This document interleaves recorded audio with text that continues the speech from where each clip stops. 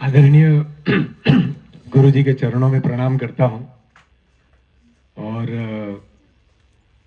आज अगर मैं यहाँ नहीं आया होता तो मैं क्या मिस करता, ये क्षण महसूस करता हूं यहाँ आने के बाद।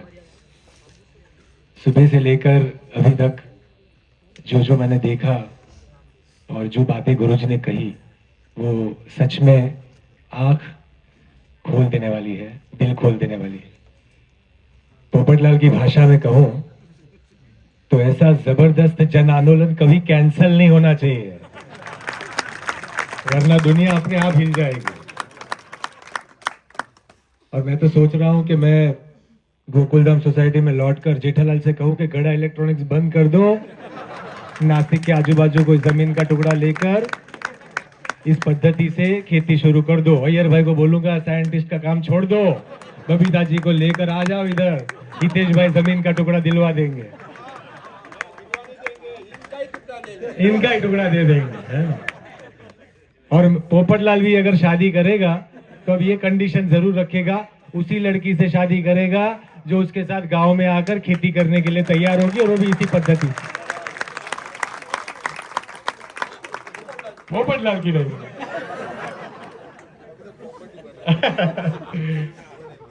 खैर, ये तो दो घड़ी हंसने की बात थी, लेकिन मैं जो श्याम हूँ, श्याम पाठक जो हूँ, वो सच में यहाँ पर आकर बहुत अपने आप को गदगद महसूस कर रहा हूँ और गुरु जी के चरणों में शत शत प्रणाम करता हूँ। आगे जाकर के इस पूरे प्रहसन में, इस पूरे कार्य में अगर किसी भी तरह से, मैं बहुत छोटा कलाकार हूँ, लेकिन किसी भी तरह से मैं अगर सहभागी हो सकूंगा, कोई योगदान दे सकूंगा, तो मुझे बहुत खुशी होगी। मुझे लगेगा कि मैंने ईश्वर के चरणों में कोई आराधना की है। आज जैसे इन्होंने कहा, ये पेड़ पौधे जो है, प्रकृति ही ईश्वर है, वो साक्षी है, हम सबको सुन रही है, देख रही है। और सच मायनों में तो एक बार जोरदार तालियां आप अपने लिए बजाइए, क्योंकि आप सब देश के सही सिपाही हैं। आप लोगों की मेहनत के कारण हम तक अन्न आ पाता है, हम लोग खा पाते हैं।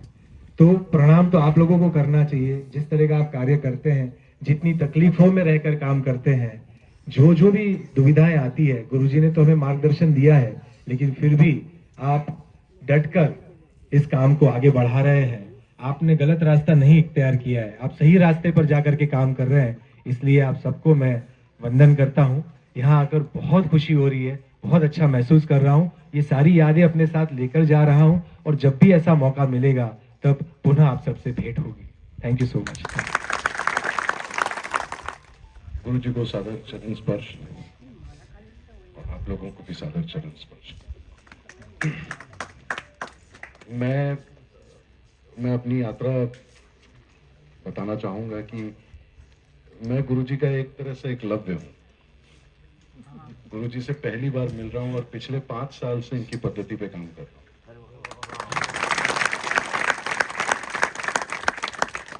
हिंदी और अंग्रेजी जितनी पुस्तकें हैं वो खरीद करके, उनसे पढ़ करके, उनसे सीखा, उनसे खेती शुरू की, और आज बिहार में लगभग 20 एकड़ पे मैं ये सुभाष पालेकर खेती कर रहा हूँ। वहाँ करते करते फिर महाराष्ट्र, चूंकि मुंबई कर्मभूमि है, फिल्म इंडस्ट्री से जुड़े रहे हैं, तो काफ़ी काम करना पड़ रहा है। हालांकि 5 साल मैंने जब ये खेती की तो मैंने एक्चुअली एक्टिंग छोड़ दी थी, और ये पूरा सफ़र जो है वो एनपीके से एसपीके की तरफ है। जैसे सुबह सुबह गुरुजी ने बताया, वो लाइन एक्चुअली मैंने भी कहीं ना कहीं सुनी थी कि जब आप इस तरह का कार्य करते हैं तो आप अपने बारे में सोचना छोड़ दें। उस वाक्य को अपने अंदर जब मैंने पूरा किया तो उसका अर्थ यही निकला था कि जिस दिन आप अपने बारे में सोचना छोड़ते हैं, उस दिन आप सबके बारे में सोचना शुरू करते हैं, और जिस दिन आप सबके बारे में सोचना शुरू करते हैं, सब आपके बारे में सोच रहे होते हैं। ये एक ऐसा सफर रहा है कि जब वहां से फिर मैं मुंबई आया और यहाँ पे मैंने फिर काम करना शुरू किया। काफी कुछ निराशा हाथ लगी, लॉकडाउन, बाढ़, सूखा, सब कुछ देखा। एक मॉडल फार्म बनाने की कोशिश में था 20 एकड़ ज़मीन किराए पे लेकर के यहाँ पे महाराष्ट्र में को स्टार्ट किया था मैंने, लेकिन बहुत असफल रहा। किन्हीं कारणों से, एक तो नॉलेज नहीं होने के कारण से, और दूसरा प्रकृति ने बहुत बहुत परीक्षा ली। इस तरह की परीक्षा ली कि एक दिन मेरी गाड़ी जो है वो 2 साल पहले, आपको याद होगा, मुंबई में साइक्लोन आया था, बहुत तेज हवा चल रही थी, 110 किलोमीटर की रफ्तार पे। तो मेरी गाड़ी जो खड़ी थी इनोवा, उसकी बैटरी रिपेयर के लिए गई हुई थी, तो बाकी लोगों ने अपनी अपनी गाड़ियां हटा ली थी, मेरी गाड़ी वैसे ही खड़ी थी। और उसके ऊपर मुझे वॉचमैन से, और मैं उस दिन ज्ञानेश्वर और हितेश भाई से ही फोन पे बात कर रहा था कि यहाँ नासिक तक हवा कितनी तेज चल रही है, क्या हो रहा है। तो इतने में वॉचमैन का नीचे से फोन आता है कि सर आपकी गाड़ी के ऊपर ना 2 पेड़ गिर गए। तो मैंने कहा यार ये तो इससे ज्यादा और क्या प्रकृति परीक्षा लेगी। तो खेत से तो निकाल ही चुकी थी, अब गाड़ी भी नहीं छीन लिया इसने। तो ऊपर से देखा, मैंने देखा कि हाँ 2 पेड़ गिरे हुए हैं। नीचे आके देखा तो देखा कि बाएं तरफ से एक पीपल का पेड़ गिरा है, लेकिन एक स्कूटर पार्क था जिसकी वजह से बोनेट से 1 फीट ऊपर पेड़ अटक गया था, और दाहिने से आम का पेड़ गिरा था जिसका पहला तना जो है वो बोनेट से 1 फीट आगे गिरा था। तो दोनों तरफ से वृक्ष था, लेकिन मेरी गाड़ी यथावत बीच में वैसी ही खड़ी थी। तो किसी ने मुझे कहा कि अरे आप बहुत भाग्यशाली हैं, बहुत लकी हैं, क्या बात है, मतलब। मैंने कहा नहीं नहीं, ऐसा नहीं होता है। कई बार ऐसा भी होता है कि जब आप पेड़ लगाने की सोचते हैं ना, तो गिरता पेड़ आपके बारे में सोचता है। गुरुजी के मार्गदर्शन में हम लोग इतने प्रेरित हुए हैं। मैं अपनी छोटी सी वही यात्रा बता रहा हूँ खेती से संबंधित, कि पिछले 1.5 साल हमने एक पायलट चलाया वहाँ मुंबई में, जहाँ पे हम गुरुजी की पद्धति से उगाए हुए जो किसान हैं, हितेश भाई के माध्यम से, ज्ञानेश्वर के माध्यम से, हम लोगों ने मुंबई एक मार्केट इसको देने की कोशिश की। उस पर्टिकुलर चीज का नाम मैंने रखा मेरा फैमिली फार्मर।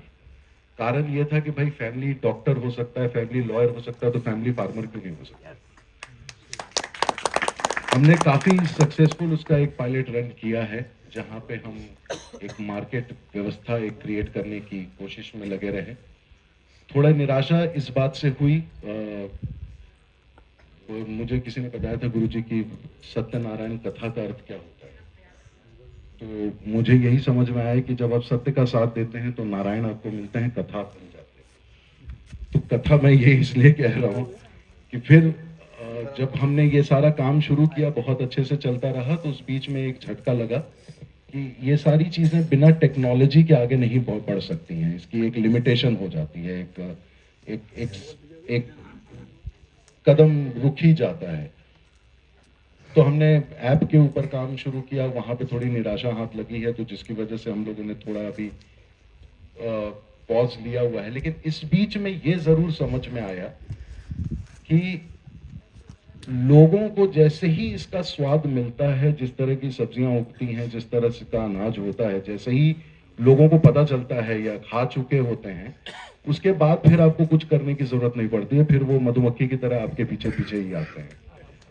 और जैसा गुरुजी बार बार कह रहे हैं कि गीता में उपदेश है कि कर्म किए जा, फल की चिंता ना कर, उसको थोड़ा मॉडर्न गीता के हिसाब से सोचे तो यह है कि कर्म किए जा, बेवकूफों की चिंता ना कर।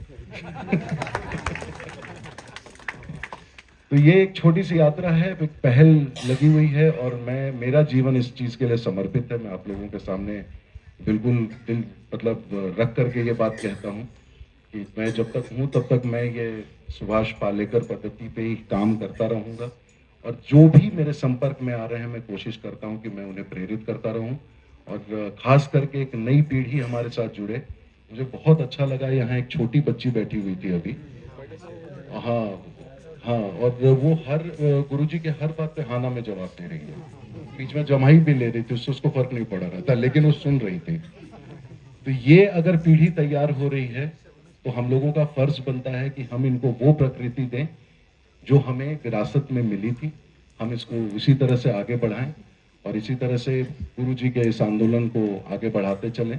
आंदोलन बहुत अच्छा लगता है जब लोग इसको पॉलिटिसाइज कर देते हैं, सुनने में बहुत वो लगता है, लेकिन ये आंदोलन संतुलन वाला आंदोलन है। हमें प्रकृति को संतुलित करना है और वही हमारा उद्देश्य है। और इससे अच्छा तो कुछ नहीं हो सकता कि सुभाष पालेकर जी, इन्होंने हमें ऑलरेडी एक रास्ता पकड़ा दिया है। तो बहुत बहुत धन्यवाद गुरु जी, और बहुत बहुत धन्यवाद आप लोगों का, क्योंकि आप लोग अगर सही में नहीं होते तो हम लोग भी नहीं होते हैं। धन्यवाद। मैं एक चीज जोड़ना चाहता हूं कि राजेश भाई की वजह से मैं हितेश भाई से मिला पिछले साल, और हितेश भाई की वजह से आज गुरु जी से मिलना हुआ। तो मैं तो इन दोनों का ऋणी हूँ, है ना। एक बार जोरदार तालियां इनके लिए भी बजा दो।